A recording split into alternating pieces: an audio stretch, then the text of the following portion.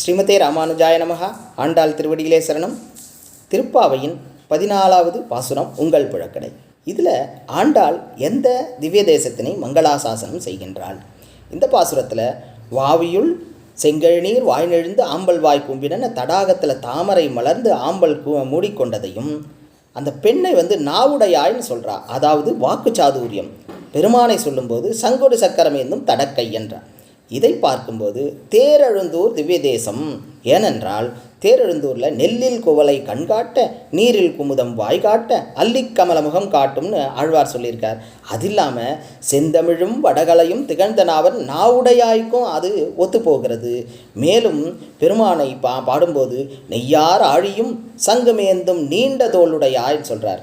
அதன் மூலமாக இது தேரெழுந்தூர் திவ்ய தேசத்தை தான் ஆண்டாள் மங்களாசாசனம் செய்திருக்கிறாள்.